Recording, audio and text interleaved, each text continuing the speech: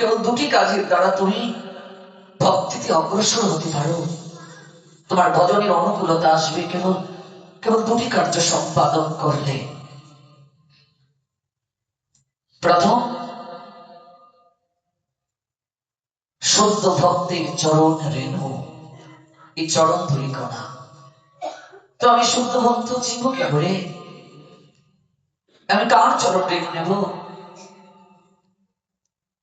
এই জন্য প্রথমে বিচার করতে যদি যাও অপরাধ হয়ে যেতে পারে, কারণ একজন প্রকৃত সাধুই প্রকৃত সাধুকে চিনতে পারে। তো করবেটা কি? প্রত্যেকেরই চরণ ধুলি নিতে থাকো।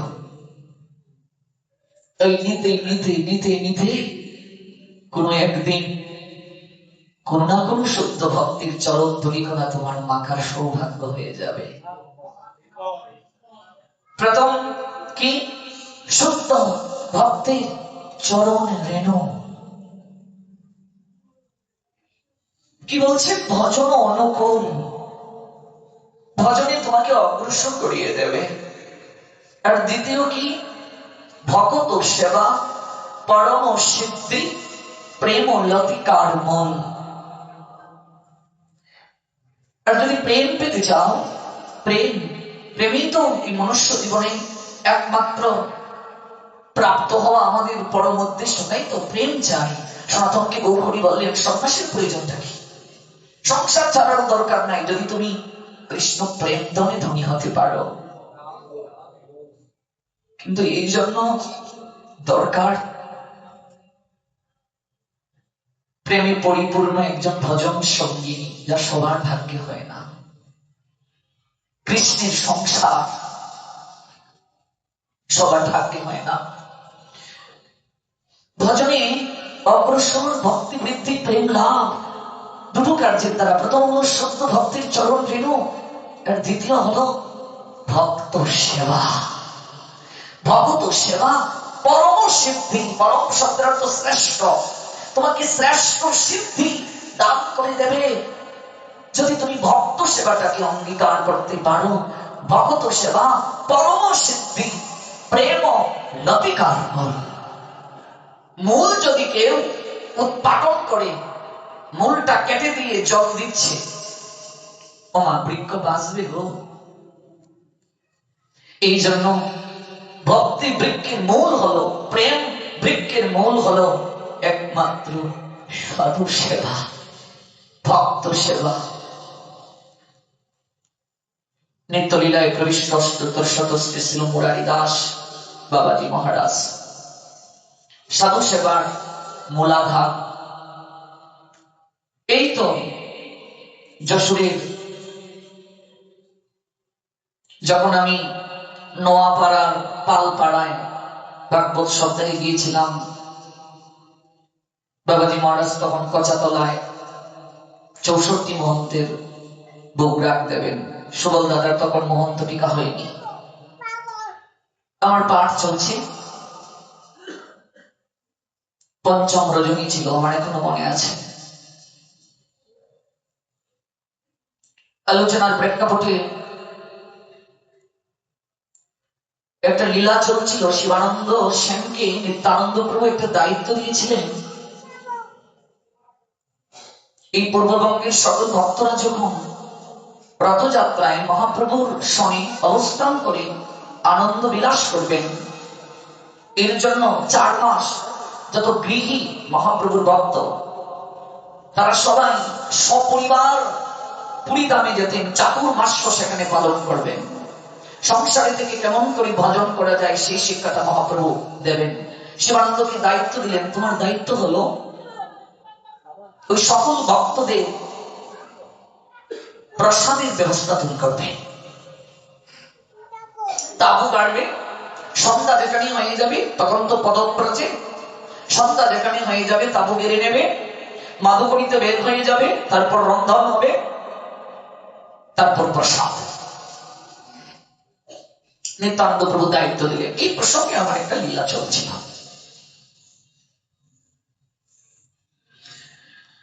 শিবানন্দ সেন যার 3 পুত্র, আপনারা জানেন, পুরো পরিবারকেই মহাপ্রভু আত্মসাৎ করেছিলেন।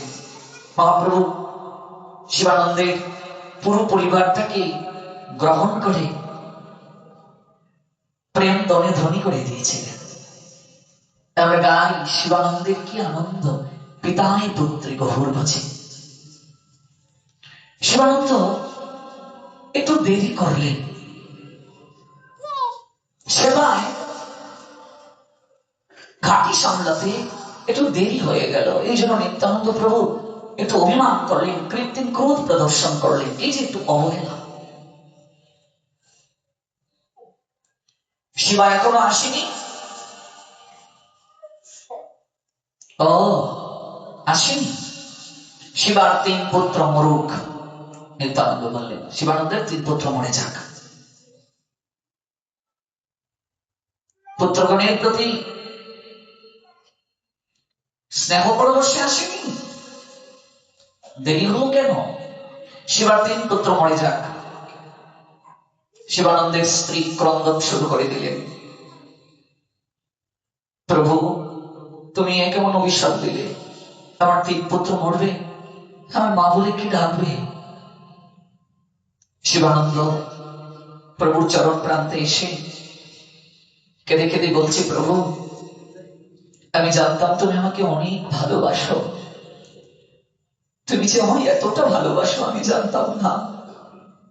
তুমি আমাকে অনেক ভালোবাসো আমি জানতাম, কিন্তু এতটা যে ভালোবাসো আমি জানতাম না প্রভু।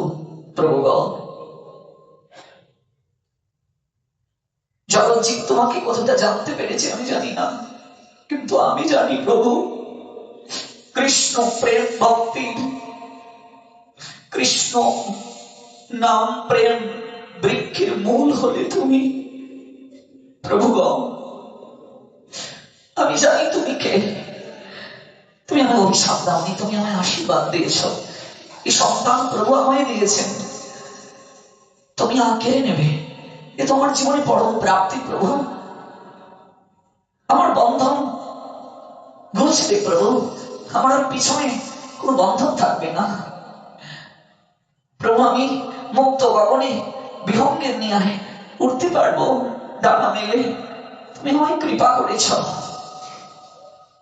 প্রভু। আজ আমার একটু দেরি হয়ে গেছে, তুমি আমায় শাস্তি দিয়েছ প্রভু।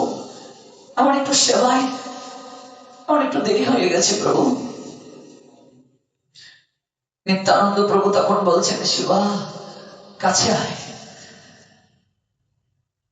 সেবা প্রথম, সাধু সেবা সর্বাগ্রে, বাকি সকল কিছু গৌণ। শিবা আমি তোকে পরীক্ষা করেছি রে, তোর সংসারের প্রতি কোনো টান নেই শিবা। তুই বললি 3 পুত্র মরে গেলে তোর বন্ধন গুছে যাবে, তুই ভক্তির গগনে মুক্ত বিহঙ্গের মতো ডানা মেলে উঠতে পারবে।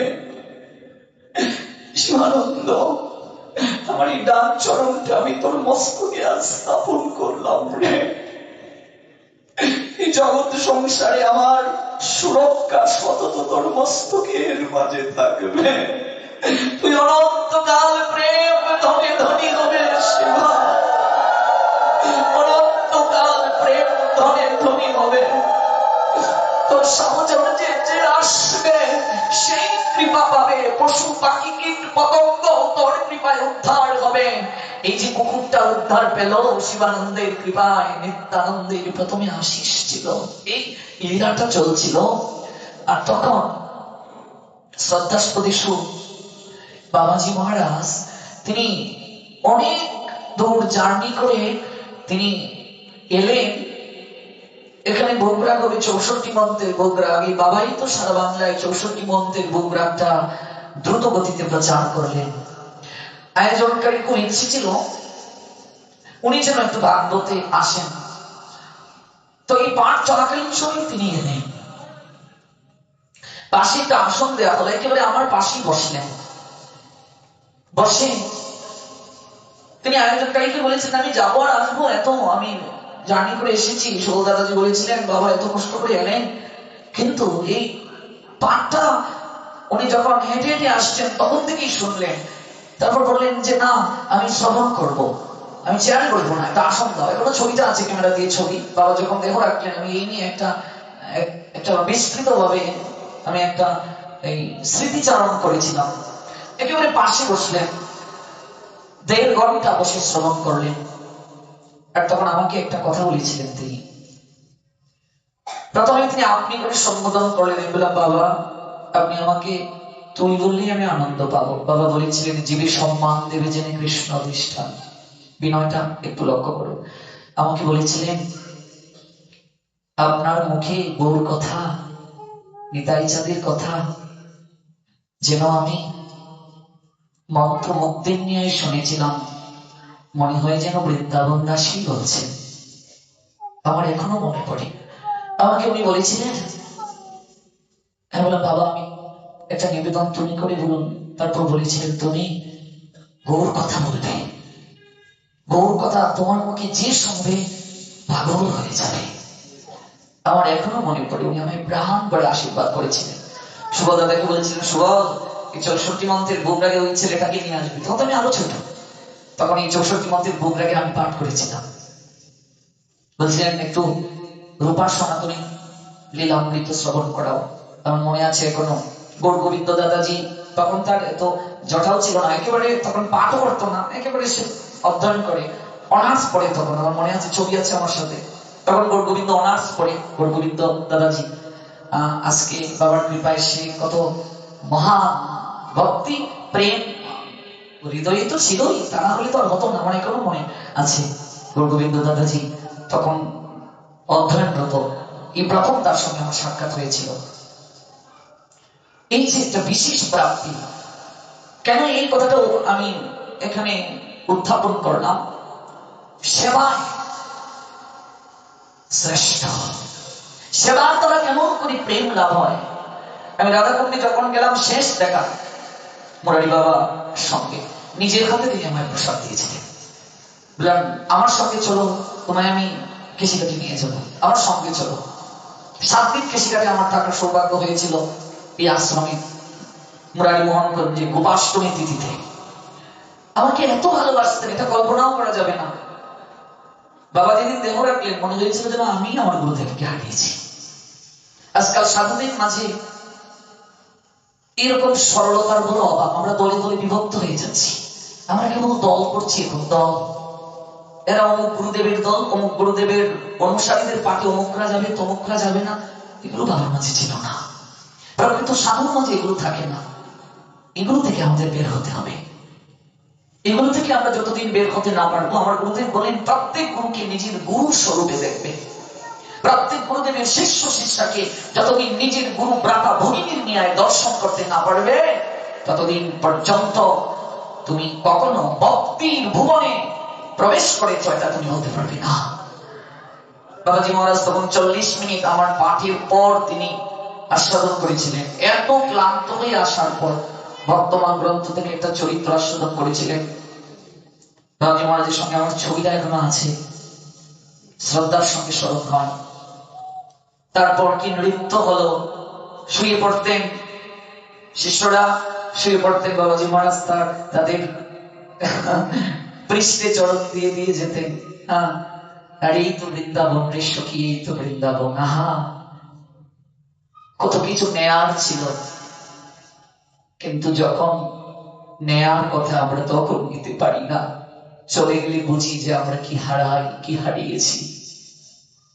আমাদের জন্য দুর্ভাগ্য। মনে রাখবে, যে যখন গৌরাঙ্গ প্রতি সে হয় আমার প্রাণের বাইরে যেন আমরা না যাই। কে কোথা থেকে দীক্ষা নিল এটা আমাদের পরিচয় না। নিত্যানন্দ প্রভু যা বললেন, বলি তো আমরা মুখে জয় নিতাই জয় নিতাই, কিন্তু আদর্শ কজন মানি। নিত্যানন্দ প্রভু কি বলেছিলেন? দিনন্তে গৌরাঙ্গের নাম যেল একবার রে, সারা দিবস করিয়ে দিনন্তে গৌরাঙ্গের নাম যেল একবার রে। দিবস করিয়ে গৌরাঙ্গের নামও যদি একবার কেউ এই বদন দ্বারা উচ্চারণ করে, নিত্যানন্দ প্রভু বললেন, আমি হই তার চিরাদিন, সে হয় আমার প্রাণ রে। আমি তার অধীন হয়ে যাই, সে আমার প্রাণ হয়। তাহলে আপনি গৌরাঙ্গ ভজন করছেন, উনিও গৌরাঙ্গ ভজন করছেন, আমিও করছি। তাহলে আমরা কেন একাকার হতে পারি না? দিনান্তে গৌরাঙ্গের নাম যেল একবার রে, আমি হই তার চিরাদিন, সে হয় আমার প্রাণ রে। তোমরা ভজ গৌরাঙ্গ, কহ গৌরাঙ্গ, লহ গৌরাঙ্গের নাম রে। যে জন গৌরাঙ্গ ভজে, সে হয় আমার প্রাণ রে। আমাদের একটাই পরিচয়, আমি গৌর ভক্ত। আমাদের একটাই পরিচয়, আমরা গৌর ভক্ত বৃন্দ। আমরা শ্রীকৃষ্ণ চৈতন্য মহাপ্রভুর দাসের অনুদাস। আমাদের একটাই পরিচয়, আমরা শ্রীকৃষ্ণ চৈতন্য মহাপ্রভুর দাসের অনুদাস। আমাদের একটাই পরিচয়, আমরা শ্রীকৃষ্ণ চৈতন্য মহাপ্রভুর দাসের অনুদাস। এর বাহিরে আমাদের কোনো পরিচয় নয়। গৌর আমাদের প্রাণ, গৌর আমাদের হৃদস্পন্দন। নিতাই আমার নাকের নোলক। গৌর আমার কি? নিতাই নাকের নোলক। গৌর কি? গৌর গলার হার। নিতাই আমার নাকের নোলক, গৌর গলার হার। আমাদের একটাই পরিচয়, আমরা শ্রীকৃষ্ণ চৈতন্য মহাপ্রভুর দাসের অনুদাস। আমরা দাস। যে দাস হতে পেরেছি, আপনারা তো দাস হতে পেরেছেন, আর আপনাদের দাস হলাম আমি, দাসের অনুদাস। এটা হওয়ার যোগ্যতা আমার নাই। এটা বললেও হয়তো আমার অপরাধ হয়ে যাবে, কারণ নরোত্তম দাস ঠাকুর প্রেম ভক্তি মহারাজ তিনি যখন বললেন তিনি দাসের অনুদাস, সেবা অভিলাষ মাগে নরোত্তম দাস, তাহলে আমি কোথায় পড়ে আছি গো? হ্যাঁ, আমি কোথায় পড়ে আছি? গৌর আমাদের প্রাণ, নিতাই আমাদের প্রাণ। যে গৌরকে এই হৃদয়ে ধারণ করতে পেরেছে নয়নানন্দ ভনে, সেই তো সকলেই জানে সর্বসিদ্ধি করতলে তার, সকল কিছু তার লাভ হয়ে গেছে। এরকম সাধু, এরকম মহাত্মার চরম ধূলিকণা যদি অঙ্গে কেউ মাখতে পারে, তার ভক্তি অনুকূল হয়ে যাবে। আর কি বলছিলাম? সেবা। ভগত সেবা পরম সিদ্ধি। পরম মানে শ্রেষ্ঠ, সিদ্ধি প্রাপ্তি আর কোনো কিছু নাই। পরম সিদ্ধি কে বলছেন? ভক্তিবিনোদ ঠাকুর। প্রেম লতিকার মূল, এটি হলো মূল। নরোত্তম দাস ঠাকুরকে পরীক্ষা করার জন্য যে গোস্বামী বা কয়েকজন বৈষ্ণবকে পাঠিয়েছিলেন পরীক্ষা করার জন্য। আমার গুরুদেব বললেন, তোমার ভজন কেমন চলছে? তুমি কতটা ভক্তি লাভ করেছ? এটা তখনই উপলব্ধি করা যাবে তুমি কতটা সাধু সেবা করতে পারো। কথাটা বোঝাতে পেরেছি কিনা? তুমি ভজন জগতে কতটা অগ্রসর হয়েছ, তোমার হৃদয়ে কতটা প্রেম আছে, ভক্তি আছে, ভক্তির কতটা অধিকারী তুমি হতে পেরেছ, প্রমাণ হবে তুমি কতটা ভক্ত সেবা করো। আমার গুরুদেবকে আমি দেখেছি, তিনি নিজে এসে তদারকি করতেন সবাই প্রসাদ পেয়েছে কিনা। মন্দিরের সেবকদের বলে দিয়েছেন, যখনই আসবে, যে সময়ই আসবে, প্রসাদ ব্যতীত কেউ যেন না যায়। পার্সেল করে গুরুদেব নিজে দিতেন, আমি দেখেছি। এই কলকাতায় পানিহাটিতে গুরু মহারাজের কুঠিরে গেলাম, নিজের হাতে গুরু মহারাজ পার্সেল করছেন। বললাম, বাবা গুরু মহারাজ বলছেন না, এটা আমি নিজের হাতে করতাম।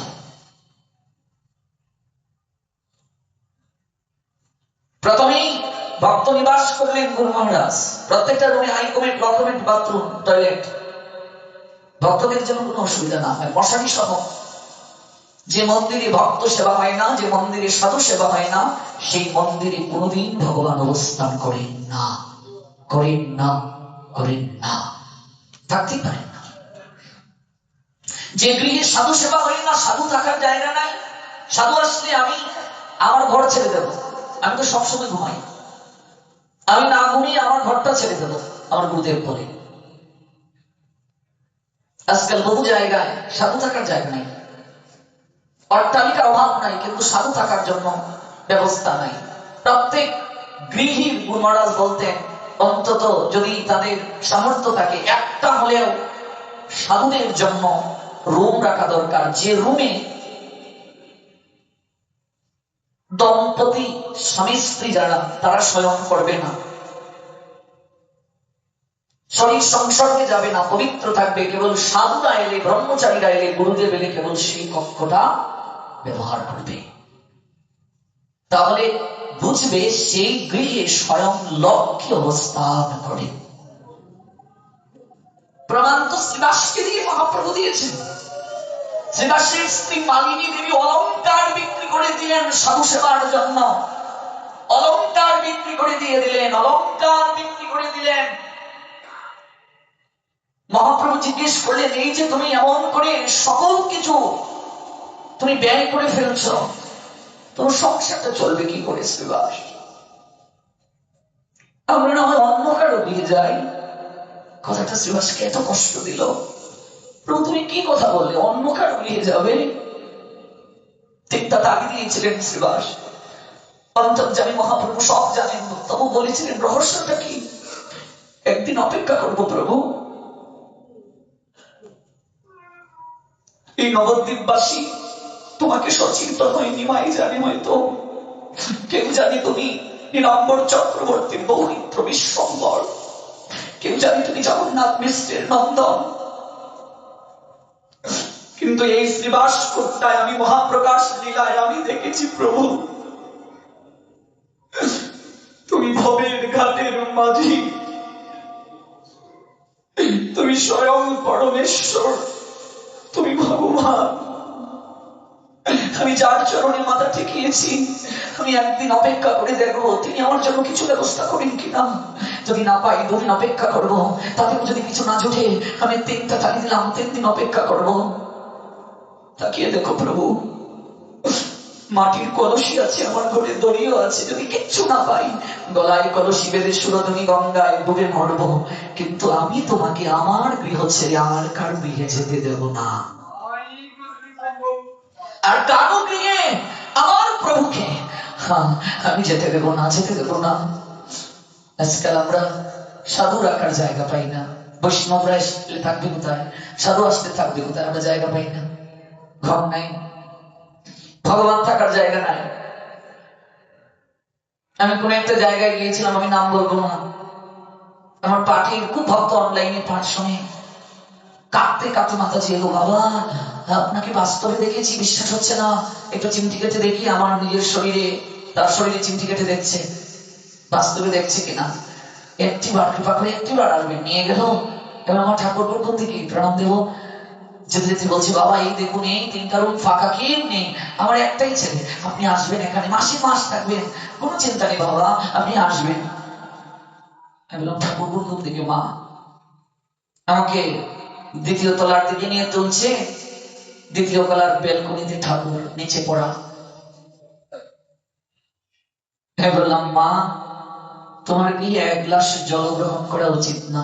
বিষয় কোনো কিছু গ্রহণ করলে মন মলিন হয়ে যায়, মলিন মনে কৃষ্ণ স্মৃতি আসে না, কোনো দক্ষিণাও নেওয়া ঠিক না।